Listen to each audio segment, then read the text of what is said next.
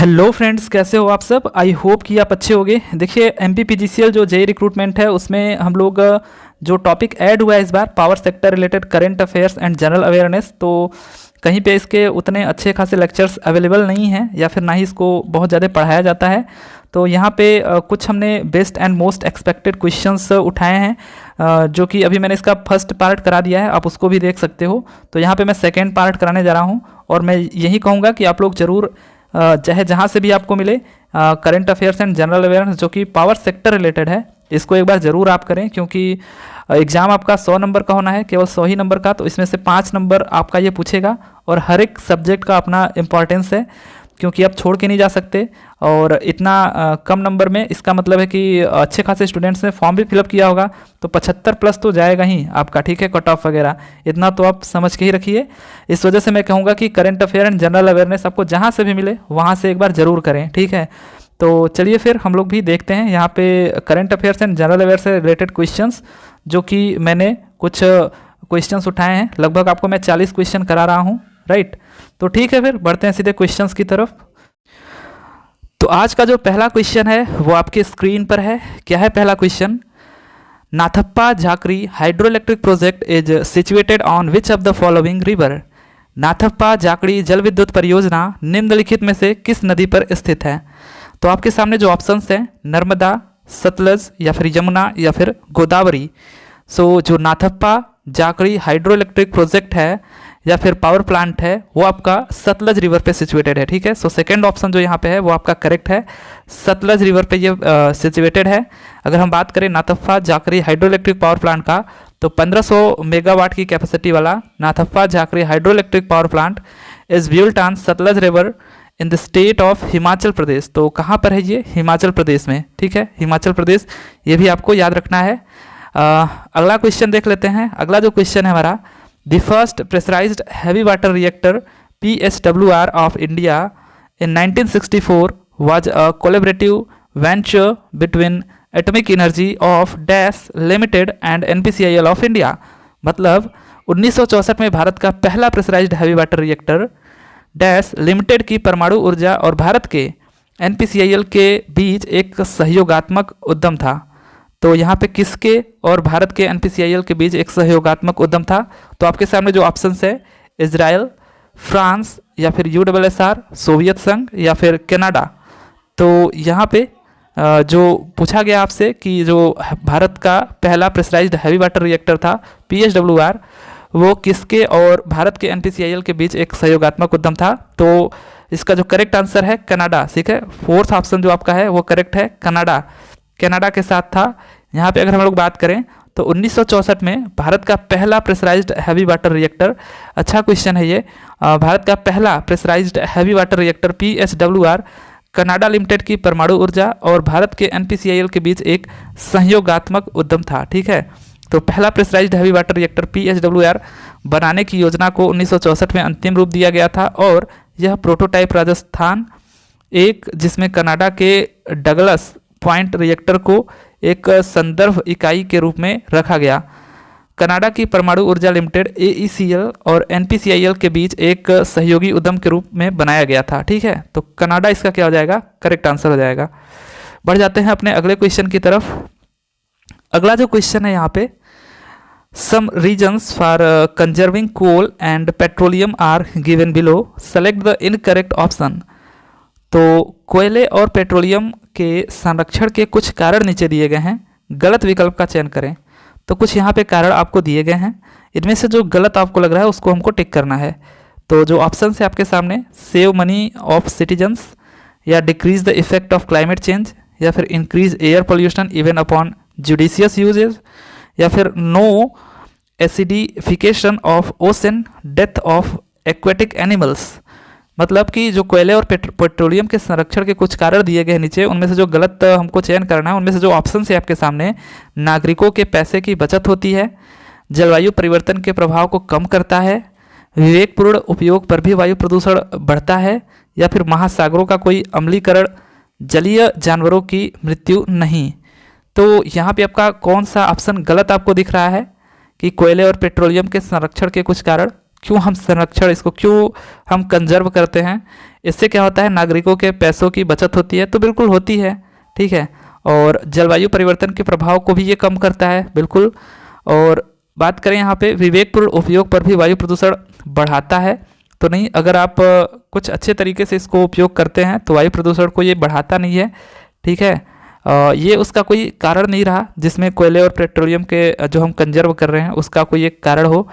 चौथा आपका जो ऑप्शन है, महासागरों का कोई अम्लीकरण, जलीय जानवरों की मृत्यु नहीं, तो ये भी एक कारण है जिसकी वजह से हम लोग क्या करते हैं, इसको कंजर्व करते हैं। सो जो गलत आंसर है आपका वो थर्ड है, तो इसलिए ये हमारा क्या हो जाएगा, करेक्ट हो जाएगा। सो थर्ड ऑप्शन यहाँ पे क्या है, करेक्ट है। Increase air pollution even upon judicious use, ठीक है। बढ़ जाते हैं अगले क्वेश्चन की तरफ। अगला जो क्वेश्चन है हमारा फोर्थ नंबर का जो क्वेश्चन है, Vindhyachal thermal power station was established in the year 1987 with the financial help of.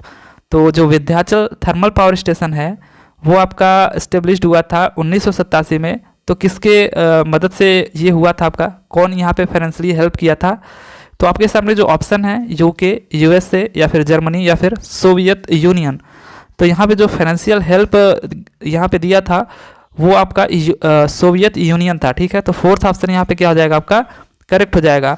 जो विंध्याचल थर्मल पावर स्टेशन है वो 1987 में बना था, और इसको बनाने में जो फाइनेंशियल हेल्प दिया था जिसने, वो था सोवियत यूनियन। तो ये भी आपको याद रखना है। बढ़ जाते हैं अगले क्वेश्चन की तरफ। उससे पहले ये देख लेते हैं कि जो विंध्याचल थर्मल पावर स्टेशन है, the Vindhyachal thermal power station is located in Singrauli district in the state of Madhya Pradesh, मैंने पहले भी बताया था। And it was established in the year 1987 with the financial help of Soviet Union. अगला क्वेश्चन देख लेते हैं। अगला जो क्वेश्चन है, what do you mean by carbonisation. तो कार्बनीकरण से आप क्या समझते हैं। तो आपके सामने जो ऑप्शंस हैं, पहला the slow process of conversion of organic matters into coal, या फिर absence of air, high temperature and high pressure, या फिर प्रोसेस ऑफ मेकिंग पॉलीथीन, या फिर process of separating the various constituents. तो यहाँ पे आपके सामने जो ऑप्शंस है कि कार्बनीकरण से आप क्या समझते हैं, कार्बनिक पदार्थ को कोयले में बदलने की धीमी प्रक्रिया, या फिर वायु, उच्च तापमान और उच्च दबाव की अनुपस्थिति, या फिर पॉलीथीन बनाने की प्रक्रिया, या फिर विभिन्न घटकों को अलग अलग करने की प्रक्रिया, ये कार्बनीकरण कहलाती है। तो कौन सा इसमें से कार्बनीकरण कहलाता है। तो देखिए, जो भी आपके जो ऑर्गेनिक मैटर्स होते हैं, ठीक है, ऑर्गेनिक मैटर्स लाइक आपके प्लांट्स हो गए, प्लांट, या फिर आपके एनिमल्स हो गए, ठीक है। तो एनिमल, इनका क्या होता है, जब डीके होता है तो इनकी वजह से जो हमारा पदार्थ बनता है उसको हम लोग बोलते हैं कार्बन, ठीक है। तो इन्हीं के डीके को हम लोग एक तरीके से कह सकते हैं, जो स्लो प्रोसेस ऑफ डीके होता है यहाँ पे इन ऑर्गेनिक मैटर्स का कोल में, इसी को हम लोग क्या बोलते हैं, कार्बनाइजेशन। सो फर्स्ट ऑप्शन ये आपका क्या हो जाएगा, करेक्ट हो जाएगा कि the slow process of conversion of organic matters into coal, मतलब कार्बनिक पदार्थ को कोयले में बदलने की धीमी प्रक्रिया को हम क्या कहते हैं, कार्बनीकरण, कार्बनाइजेशन, ठीक है। तो पहला ही ऑप्शन यहाँ पे क्या हो जाएगा, आपका करेक्ट हो जाएगा, ठीक है। पहला ही ऑप्शन यहाँ पे करेक्ट हो जाएगा कि the slow process of conversion of organic matters into coal. बढ़ जाते हैं अगले क्वेश्चन की तरफ। अगला जो क्वेश्चन है हमारा 6th नंबर का, विच of the following is an LPG pipeline constructed by the gas authority of India. तो गैस अथॉरिटी ऑफ इंडिया के से यहाँ पे पूछ रहा है कि कौन सा LPG पाइपलाइन कंस्ट्रक्टेड है। तो पहला जो आपके सामने स्टेटमेंट है एक तरीके से, वो आपका है जामनगर लोनी पाइपलाइन, या फिर दूसरा आपका है हाजीरा बीजापुर जगदीशपुर पाइपलाइन। निम्नलिखित में से कौन सी भारतीय गैस प्राधिकरण द्वारा निर्मित LPG पाइपलाइन है, जामनगर लोनी पाइपलाइन या फिर हाजीरा बीजापुर जगदीशपुर पाइपलाइन। तो इनमें से कौन सा सही है, क्या कोई इनमें से सही नहीं है, या फिर केवल पहला सही है, या फिर बोथ 1 and 2, या फिर ओनली 2। सो दोनों के दोनों यहाँ पे करेक्ट है, ठीक है। आपका जो गैस अथॉरिटी ऑफ इंडिया है इसके द्वारा जो कंस्ट्रक्टेड LPG पाइपलाइन है, एक तो आपका जामनगर लोनी पाइपलाइन भी है, दूसरा हाजीरा बीजापुर जगदीशपुर पाइपलाइन, दोनों के दोनों आपके गैस अथॉरिटी ऑफ इंडिया द्वारा कंस्ट्रक्टेड पाइपलाइन है। सो आपका third option both first and second correct हो जाएगा। बढ़ जाते हैं अगले क्वेश्चन की तरफ। अगला जो क्वेश्चन है, विच of the following is a renewable energy source. तो देखिए यहाँ पे अगेन हमसे एक क्वेश्चन पूछ रहा है, रिन्यूएबल इस बार पूछा है। अभी जो मैंने इससे पहले कराया था उसमें आपका नॉन रिन्यूएबल पूछा था, ठीक है। तो अब रिन्यूएबल है, मतलब हम उसको यहाँ पे विच of the following is renewable, जिसको हम लोग दोबारा से फिर से यूज कर सकते हैं, राइट। मतलब ऐसा नहीं कि एक बार यूज कर लिए तो फिर उसका काम खत्म हो गया। और मैंने आपको एक चीज़ भी बताया था कि अगर रिन्यूएबल नॉन रिन्यूएबल पूछेगा तो आप इनको मैच कराइएगा। कोई 3 ऑप्शंस ऐसे होंगे जो एक ही तरह के आपको दिखेंगे। फॉर एग्जांपल यहाँ पे सनलाइट हो गया, कोल हो गया, मिनरल्स हो गए और पेट्रोलियम हो गए। तो देखिए कोल और पेट्रोलियम एक ही तरह के दिख रहे हैं और मिनरल्स भी कुछ ऐसा है, इन्हीं से मिलके ये बनता है कोल वगैरह। तो ये तीनों के तीनों एक ही जैसे हमको दिख रहे हैं, केवल यही एक अलग दिख रहा है, तो ये हमारा रिन्यूएबल हो गया। ये तो बस तुक्का हुआ, बट यहाँ पे बात है कि जो सनलाइट है, सूर्य का प्रकाश, ये कभी भी ख़त्म नहीं होता है, हम इसको दोबारा से ऐसे यूज़ करते जाते हैं। और अगर हम बात करें यहाँ पे हाइड्रो इलेक्ट्रिक पावर प्लांट की, तो वो भी एक तरीके से रिन्यूएबल होता है, जो पानी का हम लोग यूज करते हैं टरबाइन को घुमाने के लिए, फिर उसका यूज हम लोग आगे इरिगेशन पर्पज़ के लिए यूज करते हैं। ऐसे ही आपका बायोगैस एनर्जी हो गया या फिर जियोथर्मल एनर्जी, तो ये सारे के सारे क्या हैं आपके रिन्यूएबल रिन्यूएबल हैं। और नॉन रिन्यूएबल का मतलब कि कोल, जैसे कोल का आपने यूज़ कर लिया तो एक बार कर लिया तो काम खत्म इसका। ऐसे ही मिनरल्स का यूज़ कर लिया आपने एक बार तो इसका भी काम खत्म। पेट्रोलियम का अगर आपने यूज़ कर लिया एक बार तो इसका काम खत्म हो जाता है, ठीक है। सो यहाँ पे जो फर्स्ट ऑप्शन है रिन्यूएबल, इसी को हम लोग क्या बोलते हैं, रिन्यूएबल को नॉन कन्वेंशनल भी बोलते हैं, ठीक है। नॉन कन्वेंशनल ठीक है, इसी को हम लोग नॉन कन्वेंशनल भी बोलते हैं। तो फर्स्ट ऑप्शन यहाँ पे आपका क्या हो जाएगा, करेक्ट हो जाएगा। बढ़ जाते हैं अगले क्वेश्चन की तरफ। अगला जो क्वेश्चन है हमारा, which one of the following refers to the first nuclear reactor of India. तो इनमें से कौन सा first nuclear reactor of India, ये तो अगेन वहीं इससे पहले जो मैंने कराया था अप्सरा, ठीक है। अप्सरा यहाँ पे क्या है, first nuclear reactor of India है, ठीक है। First nuclear reactor of India Apsara, ठीक है, अप्सरा। बढ़ जाते हैं अगले क्वेश्चन की तरफ। अगला जो क्वेश्चन है, the power plant of Manikaran based on geothermal energy is in the state of. तो जो पावर प्लांट मणिकरण है, मणिकरण पावर प्लांट जो कि जियोथर्मल एनर्जी पे बेस्ड है, वो किस स्टेट में है। तो क्या वो अरुणाचल प्रदेश में है या फिर हिमाचल प्रदेश में है या फिर जम्मू एंड कश्मीर में है या उत्तराखंड में है। तो किस स्टेट में है ये जो मणिकरण पावर प्लांट है, वो आपका सिंपली है हिमाचल प्रदेश में, ठीक है। सो सेकेंड ऑप्शन यहाँ पे क्या है आपका, करेक्ट है, हिमाचल प्रदेश। हिमाचल प्रदेश में है मणिकरण पावर प्लांट। बढ़ जाते हैं अगले क्वेश्चन की तरफ। अगला जो क्वेश्चन है हमारा 10th नंबर का, who is the current managing director of national thermal power corporation limited. National thermal power corporation limited के मैनेजिंग डायरेक्टर कौन है इस समय करंट में। तो इस समय करंट में आपके गुरदीप सिंह है, ठीक है। तो काफ़ी ये इंपॉर्टेंट है, ये पूछ सकता है एनटीपीसी के बारे में, ठीक है। जब पावर सेक्टर की बात है तो एनटीपीसी के बारे में तो पूछ ही सकता है। तो गुरदीप सिंह इसका क्या है करेक्ट आंसर, जो इसके मैनेजिंग डायरेक्टर हैं, राइट। और इसका हेडक्वार्टर कहाँ पे है, नई दिल्ली में, ठीक है, न्यू दिल्ली। तो ये सब छोटी छोटी चीज़ें बस आपको बस याद रहनी चाहिए। बढ़ जाते हैं अपने अगले क्वेश्चन की तरफ। अगला जो क्वेश्चन है हमारा, in which of the following district of Madhya Pradesh the Chutka nuclear power plant has been approved for construction. तो मध्य प्रदेश के निम्नलिखित में से किस जिले में जो चुटका, यहाँ पे छुटका नहीं चुटका होना चाहिए, परमाणु ऊर्जा संयंत्र के निर्माण की स्वीकृति दी गई है। तो बताइए मध्य प्रदेश के कौन से जिले में ये जो चुटका परमाणु संयंत्र या फिर चुटका न्यूक्लियर पावर प्लांट है इसको अप्रूवल दी गई है। तो भोपाल, मंडला या फिर जबलपुर या फिर सिवनी में। तो आपका जो यहाँ पे करेक्ट आंसर हो जाएगा डिस्ट्रिक्ट मंडला, ठीक है। मंडला डिस्ट्रिक्ट में इसको अप्रूवल मिला। अब जो चुटका न्यूक्लियर पावर प्लांट है, अगर हम बात करें इसकी, तो चुटका परमाणु ऊर्जा संयंत्र मध्य प्रदेश मंडला जिले के चुटका गांव में बनाया जाने वाला एक स्वीकृत परमाणु ऊर्जा संयंत्र है। कुल स्वीकृत भूमि 1200 एकड़ 490 हेक्टेयर है। और ये आपका कौन से प्रकार का रिएक्टर है, भारतीय दबाव युक्त भारी जल रिएक्टर, दैट मीन्स IPHWR।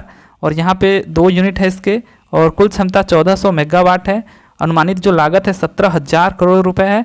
इसे nuclear power corporation of India द्वारा बनाया गया है, मतलब NPCIL के थ्रू। और इसका जो स्थल है वो कान्हा राष्ट्रीय उद्यान, जो कि आपको भी पता है कान्हा राष्ट्रीय उद्यान कहाँ है, तो वहीं पे ये इस्टेब्लिश्ड है। बढ़ जाते हैं अगले क्वेश्चन की तरफ। अगला जो क्वेश्चन है हमारा, यहाँ पे मैच कराना है लिस्ट 1 को लिस्ट 2 से। यहाँ पे स्कीम दी गई है और यहाँ पे ईयर ऑफ लॉन्च दिया गया है। तो यहाँ पे प्रधानमंत्री उज्ज्वला योजना आपकी कब आई थी, तो 2016 में आई थी, तो पहले का बी हो जाएगा। और प्रधानमंत्री सहज बिजली हर घर योजना ये आपका 2017 में आया था, सो डी हो जाएगा दूसरे का।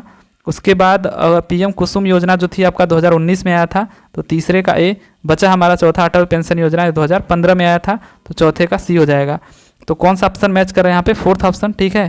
देखिए यहाँ पे ये योजनाओं में से जो सेकंड योजना है यही बस हमारा इंपॉर्टेंट है कि प्रधानमंत्री सहज बिजली हर घर योजना ये आया था आपका कब, तो 2017 में, ठीक है, 2017 में आया था, ये आपको याद रखना है अगर हम पावर सेक्टर रिलेटेड बात करें तब। अदरवाइज तो जनरल अवेयरनेस के अकॉर्डिंग तो ये भी आपको इंपॉर्टेंट ही है, राइट।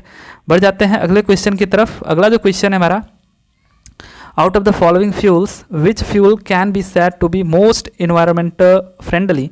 तो इनमें से इन फ्यूल्स में से बताना है कि कौन सा मोस्ट इको फ्रेंडली है। तो आप यहाँ पे देख सकते हो डीजल बिल्कुल नहीं, और पेट्रोल बिल्कुल नहीं, सीएनजी और एचसीएनजी। तो देखिए सीएनजी से ज़्यादा इको फ्रेंडली आपका कौन है, एचसीएनजी, ठीक है। तो फोर्थ ऑप्शन यहाँ पे क्या है, करेक्ट है। अगर हम बात करें एचसीएनजी की, तो ये क्या होता है, hydrogen compressed natural gas is known as HCNG, ठीक है। कंप्रेस्ड नेचुरल गैस की अगर हम बात करें, and 4 to 9% hydrogen compressed natural gas and 4 to 9% of hydrogen by energy makeup the combination, ठीक है। इनके कॉम्बिनेशन से बनता है, 4 to 9% हाइड्रोजन होता है, बाकी compressed नेचुरल गैस होता है। It can utilised as fuel gas for home appliances and internal combustion engines. The power output of HCNG is also superior to that of CNG। HCNG results in 4% improvement in fuel efficiency over CNG। तो CNG से देखिए हर मामले में ये अच्छा है। अगर हम बात करें तो 4% की इम्प्रूवमेंट है इसकी एफिशिएंसी में, और जो इसका आउटपुट है पावर आउटपुट वो भी से सुपीरियर है CNG से, HCNG का। और it's results in an overall fuel savings of about 5% because it reduces carbon dioxide emission by 70% and improve fuels efficiency up to 3%। बढ़ जाते हैं अगले क्वेश्चन की तरफ। अगला जो क्वेश्चन है हमारा, agreement for cooperation between the government of India and the government of United State of America concerning peaceful use of nuclear energy is also known as. मतलब परमाणु ऊर्जा के शांतिपूर्ण उपयोग के संबंध में भारत सरकार और संयुक्त राज्य अमेरिका की सरकार के बीच सहयोग के लिए समझौते को भी जाना जाता है। तो कौन से समझौते के नाम से इसको जाना जाता है, जो कि परमाणु ऊर्जा शांतिपूर्ण उपयोग के संबंध में भारत और संयुक्त राज्य अमेरिका के बीच समझौता हुआ था। तो इसको हम लोग 123 एग्रीमेंट के नाम से जानते हैं, 123वें समझौता के नाम से। तो यहाँ पे अगर हम लोग बात कर ले तो क्या है ये, परमाणु ऊर्जा के शांतिपूर्ण उपयोग के संबंध में भारत सरकार और संयुक्त राज्य अमेरिका की सरकार के बीच सहयोग के समझौते को 123 समझौते के रूप में भी जाना जाता है। यह संयुक्त राज्य अमेरिका और भारत गणराज्य के बीच हस्ताक्षरित किया गया था। इसे US India civil nuclear agreement या इंडो यूएस न्यूक्लियर डील के नाम से भी जाना जाता है, ठीक है। तो 123वें समझौते नाम से जाना जाता है इसे, और इसे US India civil nuclear agreement या इंडो यूएस न्यूक्लियर डील के नाम से भी जाना जाता है। अगला क्वेश्चन देख लेते हैं। अगला जो क्वेश्चन है हमारा, which of the following city will become the first solar city of Madhya Pradesh. तो अगेन ये कौन सा हमारा first solar city of Madhya Pradesh है, इनमें से कौन बन गया है, तो जबलपुर या फिर ग्वालियर या फिर सांची या फिर रीवा। सो आपका जो करेक्ट आंसर है सांची, ठीक है। सांची जो स्तूप और बौद्ध तीर्थ स्थल आपने देखे हैं ना, उन्हीं की बात कर रहा है यहाँ पे कि which of the following city will become the first solar city of Madhya Pradesh. तो सांची, ठीक है, ये आपका मध्य प्रदेश के रायसेन जिले में है सांची। ये आपका फर्स्ट सोलर सिटी बन गया है मध्य प्रदेश का। बढ़ जाते हैं अगले क्वेश्चन की तरफ। अगला जो क्वेश्चन है हमारा 16th नंबर का, इन written reply in the Rajya Sabha recently, R.K. Singh said that as on 28th February 2023, a total of dash gigawatt renewable energy capacity has been installed in the country. So अभी recently अगर हम बात करें तो return reply में जो राज्यसभा में R.K. Singh ने बोला है कि 28 फरवरी 2023 तक टोटल ऑफ कितने gigawatt renewable energy capacity has been installed in the country.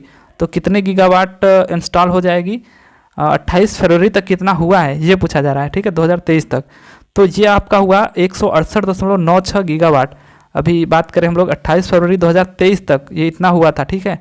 अभी राज्यसभा में R.K. सिंह ने ऐसा बताया था कि 168.96 gigawatt renewable energy capacity has been installed in the country.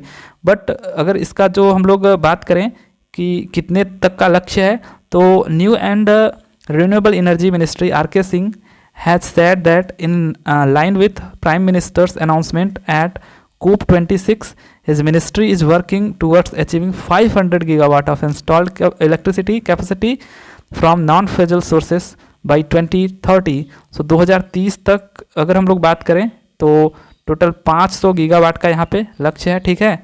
और अभी रिसेंटली जो उन्होंने 28 फरवरी को दिया था 2023 तक, तो ये आपका 168.96 गीगावाट तक अभी तक इसकी क्षमता हो चुकी है, ठीक है। बढ़ जाते हैं अगले क्वेश्चन की तरफ। अगला जो क्वेश्चन है, विच of the following is predominantly used for making photovoltaic solar cells. तो यहाँ पे कौन सा इनमें से प्रीडोमिनेंटली यूज़ होता है for making photovoltaic solar cells, तो सिंपली सिलिकॉन यूज़ होता है, ठीक है। फर्स्ट ऑप्शन आपका क्या है, करेक्ट है, सिलिकॉन। सिलिकॉन का यूज़ हम लोग करते हैं फोटोवोल्टाइक सोलर सेल्स के लिए। अगला जो क्वेश्चन है मेरा 18th नंबर का, the objective of the national green energy corridor is to. तो नेशनल ग्रीन एनर्जी कॉरिडोर राष्ट्रीय हरित ऊर्जा गलियारा का उद्देश्य क्या है, तो क्या है, building solar panels all along the highway, या फिर create special industrial zones powered by renewable energy, या फिर facilitate the flow of renewable energy into the national power grid, या फिर fund geothermal based energy projects. यहाँ पे अगर हम लोग हिंदी में देखें तो नेशनल ग्रीन एनर्जी कॉरिडोर राष्ट्रीय हरित ऊर्जा गलियारा का उद्देश्य क्या है, क्या सभी राज्यों पर सोलर पैनल का निर्माण, या फिर विशेष औद्योगिक अक्षय ऊर्जा द्वारा संचालित जोन बनाना, या फिर नेशनल पावर ग्रिड में अक्षय ऊर्जा प्रवाह की सुविधा प्रदान करना, या फिर भूतापी ऊर्जा आधारित परियोजनाओं का विकास।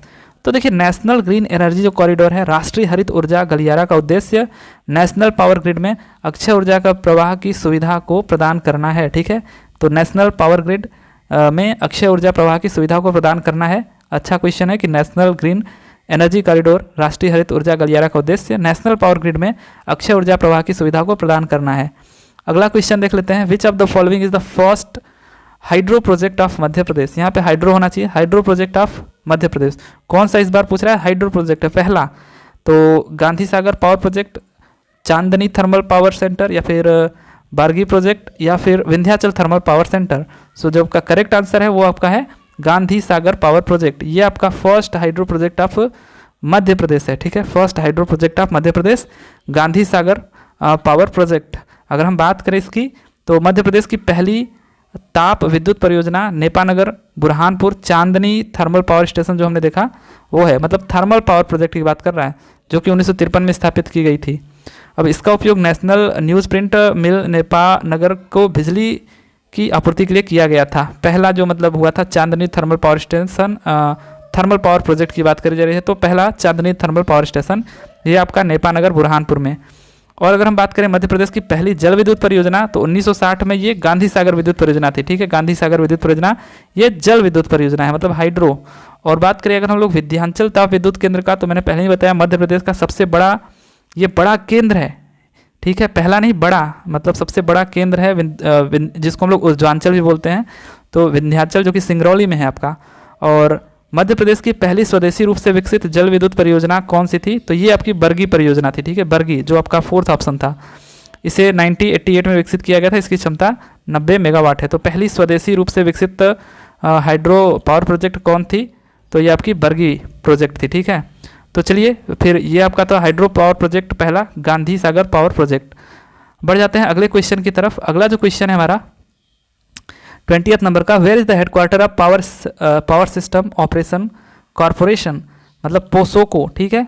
हेडक्वार्टर पोसोको का हेडक्वार्टर कहाँ पे है, तो अभी तक तो सारे न्यू दिल्ली में मिल रहे हैं यार, ये तो ना मिले कम से कम न्यू दिल्ली में। तो अगर हम बात करें पोसोको के हेडक्वार्टर की तो वो कहाँ पे है, ये भी देखिए आपका न्यू दिल्ली में ही है। तो फोर्थ ऑप्शन ये आपका क्या है, करेक्ट है, पोसोको मतलब पावर सिस्टम ऑपरेशन कॉरपोरेशन जो पोसोको है उसका भी हेडक्वार्टर नई दिल्ली में ही है। सो यहाँ तक करते हैं इसको। आई थिंक कि जो पावर सेक्टर रिलेटेड क्वेश्चंस है बहुत ज़्यादा, तो मतलब 5 ही क्वेश्चंस पूछने हैं, तो आपको जितने भी आपको कहीं से मिल जाते हैं 2-3 लेक्चर का, तो उनको आप एक बार ज़रूर लगा लें, जिससे कि आपका ये थोड़ा कंप्लीट हो जाए। कुछ कहा नहीं जा सकता कि कहाँ से क्वेश्चंस पूछेगा, क्योंकि काफ़ी कम आपके एग्ज़ाम में ऐसा पूछा जाता है, ठीक है। तो ठीक है, फिर चलिए मिलते हैं अगले वीडियो में अगले टॉपिक के साथ। तब तक के लिए thank you, tata, bye bye.